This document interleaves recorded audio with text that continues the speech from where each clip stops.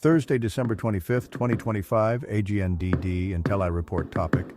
A Christmas Carol. Please pardon any visual and informational inaccuracies in this partially AI-generated article-based video. Discover the timeless redemption story of Ebenezer Scrooge in Charles Dickens' A Christmas Carol summary. Summary of A Christmas Carol by Charles Dickens in English. Charles Dickens's novella A Christmas Carol, 1843, is structured into 5 chapters, whimsically titled Staves, to evoke a musical carol. The story follows Ebenezer Scrooge, a bitter, greedy moneylender who despises Christmas and human kindness.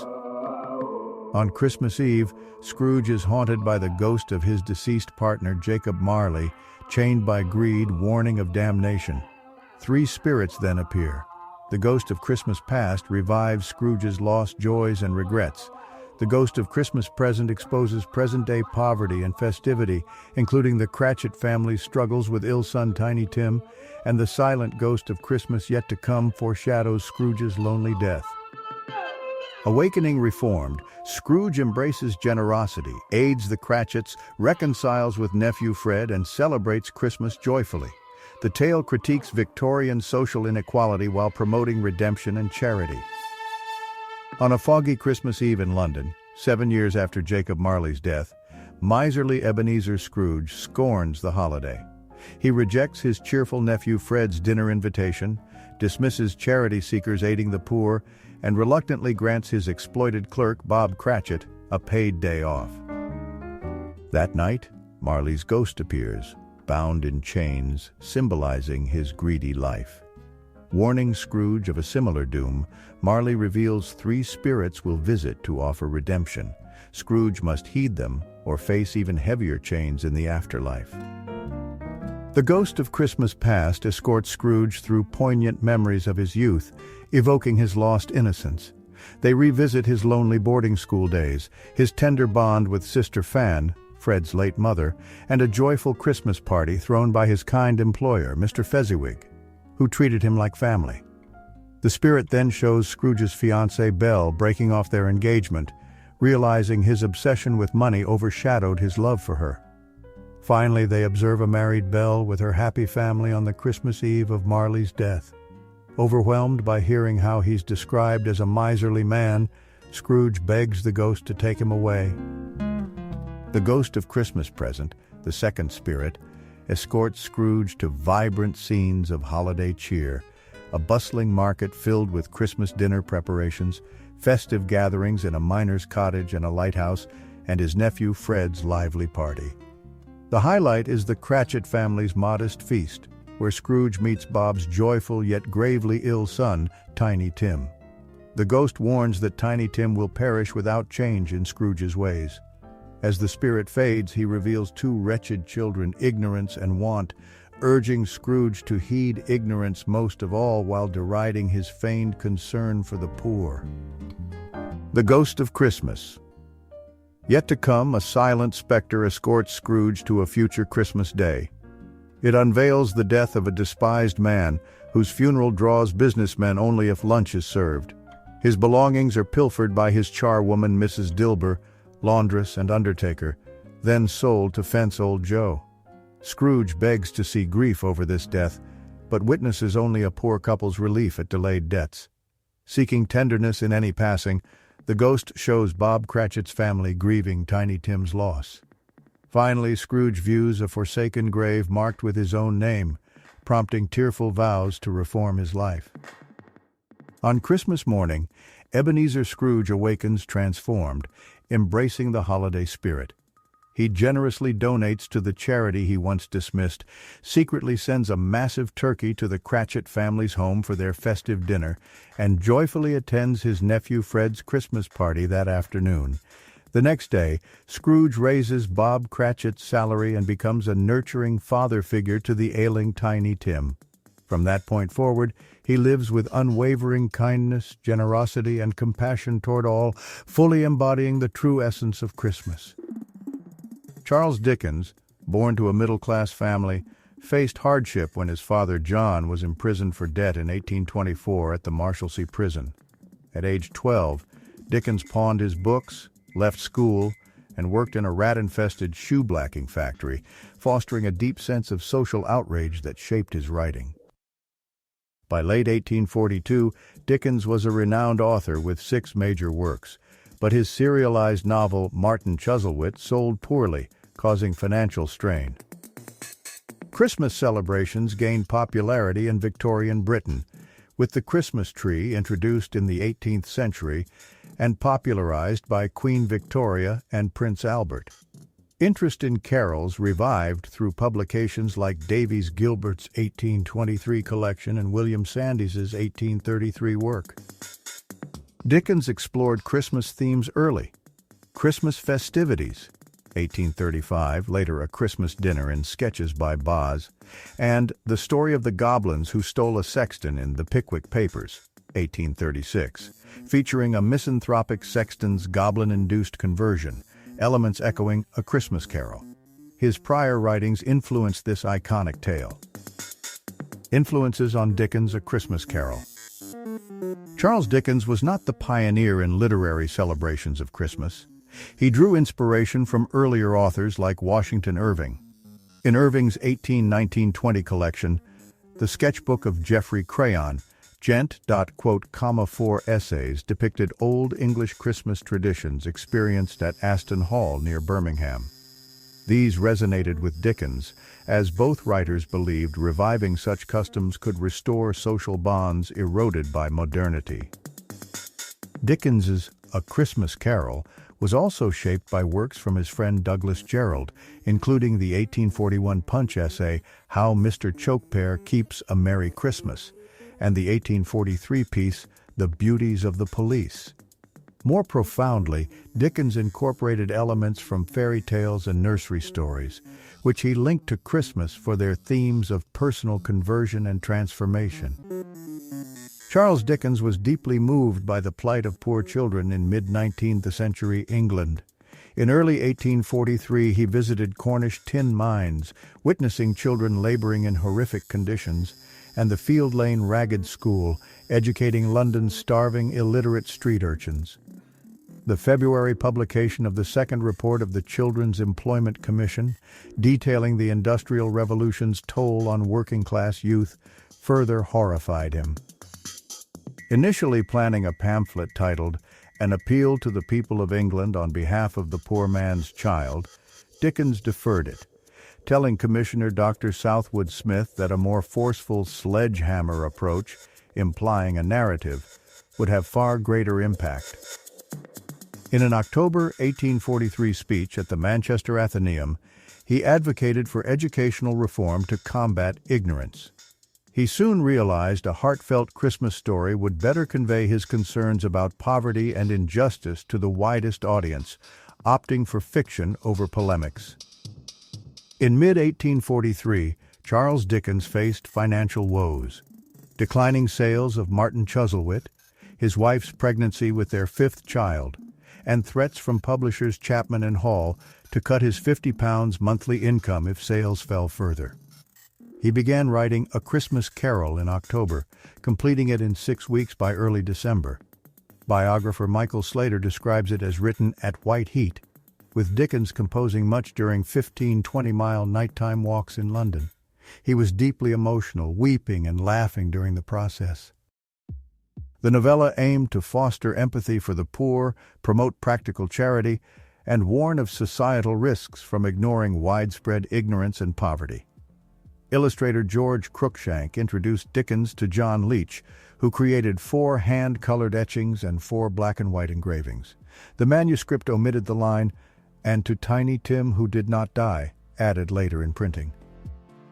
Ebenezer Scrooge, the miserly protagonist of A Christmas Carol, embodies a squeezing, wrenching, grasping sinner, possibly inspired by Charles Dickens's conflicted feelings toward his father, creating a dual persona, cold miser and benevolent man. Literature professor Robert Douglas Fairhurst views early Scrooge as a self-parody of Dickens's poverty fears, with his transformation reflecting optimistic self-vision. Scrooge may draw from real misers like John Elwes or Jemmy Wood, echoing economist Thomas Malthus's views on the poor and philosopher Thomas Carlyle's sarcasm on workhouses. Literary influences include Martin Chuzzlewit and Gabriel Grubb from the Pickwick Papers. His name might stem from a misread Edinburgh tombstone for mean man Ebenezer Scroggie. Marley's chains recall fettered prisoners Dickens saw in Pittsburgh, while his partner's name echoes a Goodge and Marnie sign. Tiny Tim is based on Dickens's disabled nephew Henry, and the figures of want and ignorance on ragged schoolchildren in London's East End. Scrooge's transformation is pivotal in A Christmas Carol. Scholars like Davis view him as a protean figure constantly reforming, evolving from a flat character to one with emotional depth and regret, as noted by Kelly. Grace Moore and Claire Tomalin interpret this as a Christian allegory of redemption, reflecting Dickens's New Testament-based beliefs, with Marley's damnation alluding to lacking bowels of compassion from the first epistle of John. Conversely, Kelly sees a secular celebration of the holiday, while John O. Jordan highlights Dickens's carol philosophy of cheer, anti-humbug, and domestic warmth. Pene Restad notes its emphasis on conservative, individualistic charity. Dickens wrote the novella to critique British attitudes toward poverty, especially child poverty. Scrooge embodies self-interest, with allegorical figures like want, ignorance, and Tiny Tim evoking sympathy to promote charity without alienating middle-class readers, as Douglas Fairhurst observes. Due to disputes with Chapman and Hall over Martin Chuzzlewit's poor sales, Charles Dickens self-financed A Christmas Carol, securing a profit share. Production issues arose. Initial green end papers turned dull olive, prompting yellow replacements and a red-blue title page redesign. Bound in red cloth with gilt edges, the book was finished just before its December 19, 1843 release. Dickens gifted the manuscript, bound in red Morocco leather, to his solicitor Thomas Mitten. Priced at 5 shillings, £31 in 2023, the 6000 copy first run sold out by Christmas Eve, with second and third editions following soon after. By year's end 1844, 11 more editions appeared, and sales continued strong. The book has remained in print, translated widely, and became Dickens's top U.S. seller, exceeding 2 million copies in its first century there. High costs yielded only £230, £29,000 in 2023, from the first edition, far below Dickens's £1,000 expectation, with £744 the next year, leaving him disappointed. Contemporary reviews of Charles Dickens's A Christmas Carol were overwhelmingly positive, as noted by Douglas Fairhurst. The Illustrated London News lauded its eloquence, humor, and humane spirit. The Athenaeum called it a tale that evokes laughter, tears, and charity. William Makepeace Thackeray deemed it a national benefit and personal kindness. Poet Thomas Hood believed it revived Christmas traditions, while Theodore Martin praised its social impact. Posthumously, Margaret Oliphant saw it as a new gospel improving behavior. The religious press mostly ignored it, but Christian Remembrancer appreciated its originality. John Ruskin criticized it for secularizing Christmas into mistletoe and pudding. Critics included the New Monthly Magazine, which faulted its high price excluding the poor, and the Westminster Review, mocking Dickens's economics. In America, initial reluctance due to Dickens's prior criticisms faded. By 1863, the New York Times hailed it for bringing old Christmas cheer to the poor. In January 1844, Parley's Illuminated Library released an unauthorized, condensed version of Charles Dickens' A Christmas Carol for 2p. Outraged, Dickens sued for copyright infringement, winning the case but incurring £700 in costs after the publishers declared bankruptcy. This, combined with slim profits from the original, strained his ties with Chapman and Hall, leading him to switch to Bradbury and Evans. Dickens revisited and refined A Christmas Carol throughout his life. Capitalizing on its success, he penned further Christmas tales. The Chimes, 1844, The Cricket on the Hearth, 1845, The Battle of Life, 1846, and The Haunted Man and the Ghost's Bargain, 1848. These secular stories promoted social reform, addressing ongoing issues like poverty and inequality. While commercially popular, they faced harsh criticism from reviewers. After completing David Copperfield in 1849, Charles Dickens skipped another Christmas book, opting instead for public readings to share his carol philosophy. In 1853, he performed in Birmingham, reserving discounted tickets for workers. It was a hit. He donated profits initially but turned professional in 1858, delivering an abbreviated A Christmas Carol 127 times until his death in 1870, each lasting 3 hours. Post-publication, authors like W.M. Swepstone and Louisa May Alcott penned responses, extending or correcting Scrooge's story. Stage adaptations surged immediately. 3 opened in February 1844, with 8 rivals in London by month's end. The novella became Dickens's most adapted work, spanning film, 1901's Lost Scrooge, radio, 1923, opera, ballet, and more. Scholar Davis notes adaptations often overshadow the original, with added scenes, like Scrooge's Christmas Day visit to the Cratchits mistaken for Dickens's text, creating a remembered version. Charles Dickens's A Christmas Carol popularized phrases like Merry Christmas, Bah Humbug, and Scrooge as a term for miser. It bridged rural Christmas traditions with urban industrialization in 19th century Britain, reviving the holiday through the Oxford movement and emphasizing humanitarian values like family gatherings, feasting, and generosity. Historian Ronald Hutton notes Dickens linked worship, feasting, and social reconciliation. Critics like William Dean Howells found its pathos strained and humor theatrical, while James Joyce saw naive optimism amid harsh realities. Yet it profoundly influenced readers, boosting charity, e.g., inspiring Robert Louis Stevenson and Thomas Carlyle to give generously. G.K. Chesterton praised its furnace of real happiness. Adaptations evolved.